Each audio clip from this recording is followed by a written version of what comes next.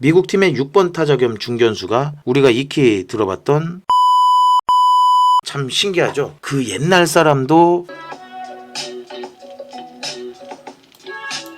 안녕하세요, 홍살롱입니다. 반갑습니다. 여러분들 음질이 좀 많이 좋아진 것 같지 않습니까? 여러분들과 더 좋은 음질로 만나기 위해서 마이크를 새로 구매했습니다.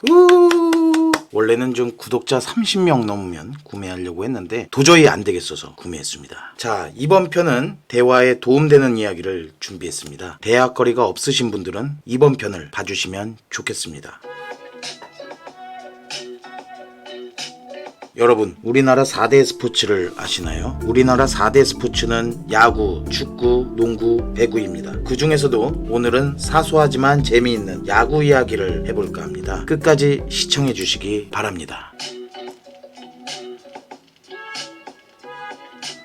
썸네일 화면 보셨나요? 저 야구장은 리글리 필드라는 곳입니다. 미국 일리노이주 시카고에 있습니다. 시카고 하면 시카고 피자가 유명하죠. 그곳에 있는 야구장으로 개장은 1914년 4월 23일 개장했습니다. 1916년부터 시카고 컵스가 사용하고 있습니다. 100년하고도 몇 년이지 8년이 되었네요. 오래된 야구장이니만큼 몇 해에 걸쳐 리모델링을 했다고 합니다. 우리나라로 치면 일제 강점기인데 그만큼 야구의 역사는 굉장히 오래되었다는 것을 말해줍니다. 우리는 왜 야구를 야구라고 부를까요? 유래는 1871년 미국에 있는 교사가 일본에 건너가 베이스볼이라는 운동을 가리켰습니다. 1894년 주만 가니에라는 일본 사람이 일본어 야구로 번역한 데서 시작됐습니다. 일본말로 야끼 이렇게 읽나요? 일본어를 잘 못해갖고 일본어 잘하시는 분은 알려주시기 바랍니다. 네이버 사전에 들어가서 들어봤는데요. 야끼 이렇게 읽는 것 같습니다. 이게 우리나라로 들어와 사용되고 있는 것이라고 합니다. 야구라는 말의 뜻을 풀이하면 들 야자에 공 구자를 써서 들에서 공을 가지고 하는 운동이란 뜻입니다. 영어로는 베이스볼이라고 합니다. 세 번째 보시면은 세 번째는 스페인어입니다. 베이스볼 이렇게 읽는 게 맞나요?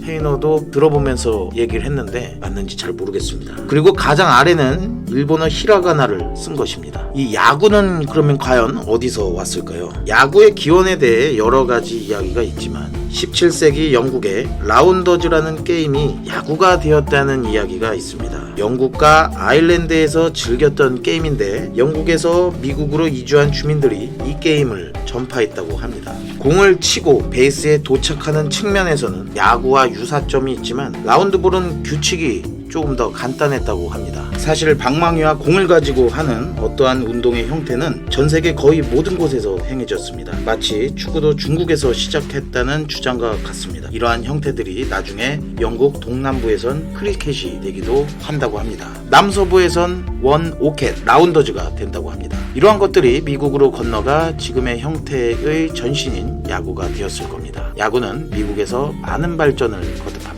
과연 그러면은 이 야구라는 게 우리나라에는 어떻게 들어왔을까요? 야구는 우리나라에 어떻게 들어온 걸까? 맨 아래쪽 사진은 영화 YMCA 야구단의 한 장면입니다. YMCA의 약자는 Young Men's Christian Association으로 발음 괜찮나요? 기독교 청년회라는 뜻입니다. 이 영화는 송강호, 김혜수 주연의 영화입니다. 대한제국에서 일제강점기로 흘러가던 한국 최초의 야구팀인 황성 기독교 청년회 야구단을 그래서 팀 이름이 YMCA입니다. 자료를 찾다 보니 영화 제작사는 YG 엔터테인먼트고 영화 OST는 YG 패밀리가 불렀습니다. YG 패밀리. 널 지켜보겠어. 널 망쳐보겠어. 우리는 YG 패밀리 패밀리 패밀리. 이분들이 불렀습니다. 관객은 148만 명 정도로 2002년 9위를 기록했습니다. 1905년 미국인 선교사 질레트 씨에 의해 야구가 처음으로 소개되었습니다. 황성 기독교 청년회 현 YMCA 회원들에게 야구를 가르쳤습니다. 여기서 황성이라는 말의 뜻에 대해서 한번 생각을 해봐야 될 것 같습니다. 그 황성은 황제가 기거하는 궁성, 황궁이라고 하며 황제국의 수도를 뜻하기도 합니다. 당시는 한성부의 별칭이 황성에서 따온 것으로 황성이란 말은 서울을 뜻한다 한다고 할 수 있습니다. 1906년 2월 11일 황성기독교 청년회와 덕어 독일어 학교 사이에 최초의 경기가 열렸습니다. 경기에서는 덕어 학교팀이 승리를 했다고 합니다. 다른 이야기들도 있습니다. 1896년 4월 23일 한성부에서 거주하는 미국인과 미국 해병과의 친선 경기가 있었습니다. 이때 우리나라의 야구가 최초로 소개되었다는 이야기입니다. 우리나라 최초의 민간신문인 독립신문에 기사가 실려 있다고 합니다. 근현대사 시간에 독립신문이라는 것에 대해 배워서 한 번쯤은 들어보신 적이 있으실 겁니다. 미국 팀의 6번 타자 겸 중견수가 우리가 익히 들어봤던 서재필 선생님입니다. 서재필 선생님 하면 근현대사 시간에 배우죠. 독립신문 창간했다고. 이 서재필 선생님에 대해서 안 들어보셨다면 이거 분명히 근현대사 시간에 조신 겁니다. 참 신기하죠. 그 옛날 사람도 야구를 했다는 게. 과연 그 세계 최초의 프로야구 리그는 무엇일까요? 1860년대 미국에서는 야구가 대중적인 스포츠로 자리를 잡았습니다. 그리고 1871년 전미 프로야구 선수협회가 창설되었습니다. 1869년 최초의 프로팀인 신시내티 레드 스타킹즈가 창단되었습니다. 이 신시내티 레드 스타킹즈는 세계 최초의 프로팀이라고 우리가 알려져 있습니다. 지금의 신시내티 레즈의 모체가 되는 팀인데요. 신시내티 레즈는 우리나라의 봉의사 봉중근 선수, 김선우 선수. 김선우 선수는 여러분들 최강야구 보시면 아실 겁니다. 최강야구 해설위원이죠. 그리고 추신수 선수도 뛰었습니다. 1876년 지금의 메이저리그 중 하나인 내셔널리그가 창단하였습니다. 얼마 전까지만 해도 투수가 타자로 출전할 수 있는 규정이 있었으나 지금은 지명타자제도로 바뀌었습니다. 예전에 박찬호 선수가 홈런을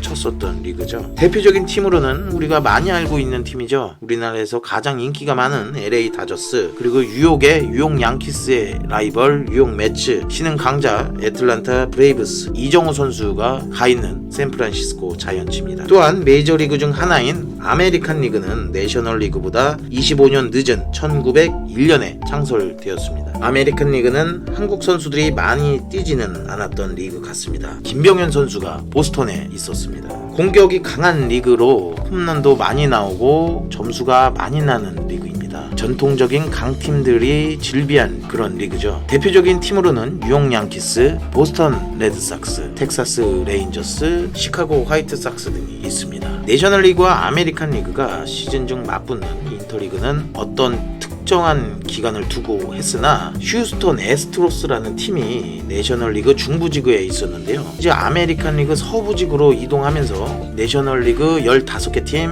아메리칸 리그 15개 팀이 되어서 인터리그가 상시로 진행되고 있습니다. 100여 년이 넘는 역사와 전통을 가지고 있는 메이저리그죠. 이것이 얼마나 오래된 것인가를 체감하기 위해 사진을 준비했습니다. 내셔널리그가 창설한 1876년과 아메리칸 리그가 창설한 1901년에 우리나라에는 무슨 일이 있었는지를 사진으로 준비해봤습니다. 왼쪽은 1876년에 일어난 조일 수호 조규, 말이 진짜 어렵다. 조선과 일본이 수호 조약을 맺었다는 뜻으로 우리는 이것을 강화도 조약이라고 합니다. 우리나라가 맺은 최초의 불평등 조약이죠. 우리나라는 일제강점기로 서서히 들어가고 있는 시기입니다. 이때 미국 배가 일본에 들어갔을 때 미국이 일본에 했던 수법을 일본 놈들이 이거를, 죄송합니다, 일본 놈이 아니고 일본이 이것을 똑같이 우리나라로 가져와서 미국이 일본에게 했던 그 방법을 그대로 우리나라에 써먹는 것이고, 그 시초가 강화도 조약이라고 할 수 있습니다. 그 옆에 사진은 아메리칸 리그가 창설한 1901년의 우리나라의 모습입니다. 이화학당 전경 사진입니다. 그 막 밭도 메고 막 상추도 따고, 이화학당은 지금의 이화여자대학교의 전신이고 유관순의 모교이기도 합니다. 시기적으로 굉장히 오래전에 미국은 프로야구가 시작되었습니다. 기회가 된다면 우리나라 프로야구 역사에 대해서도 제가 한번 조사를 해서 여러분들께 알려드리는 시간을 가져보도록 하겠습니다. 이렇듯 야구의 역사는 굉장히 깊습니다. 스토브리그라는 말 들어보신 적 있으신가요? 드라마 이름인가? 라고 생각할 수 있습니다. 실제로 드라마 이름이고요. 이 드라마 대박이 났습니다.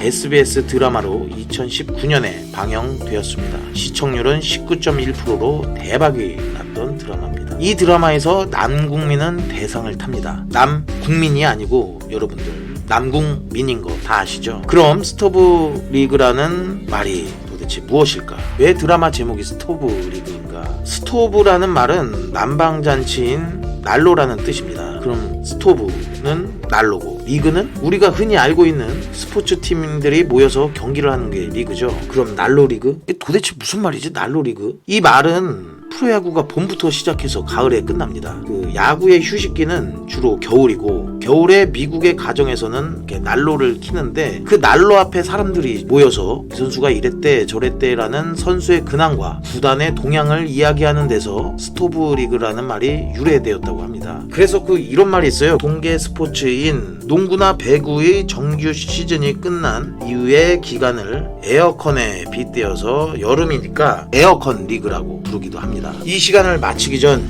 야구 명언을 말씀드리면서 마치려고 합니다. 야구 팬이든 아니든 한 번쯤은 들어보셨을 말입니다. 끝날 때까진 끝난 게 아니다 라는 말입니다. 이 말을 한 분은 요기 베라라는 메이저리그 명예의전당에 헌액된 레전드 야구 선수입니다. 이분께서는 절대로 포기하지 말고 끝까지 최선을 다하라고 말씀하셨습니다. 계속해서 더 좋은 이야기를 전달하기 위해 최선을 다하겠습니다. 여러분들도 포기하지 말고 노력하시면 좋은 결과는 반드시 따라올 거라고 믿습니다. 홍살롱 여기서 마칩니다. 끝까지 시청해 주셔서 감사합니다. 더 좋은 이야기로 찾아뵙겠습니다. 감사합니다.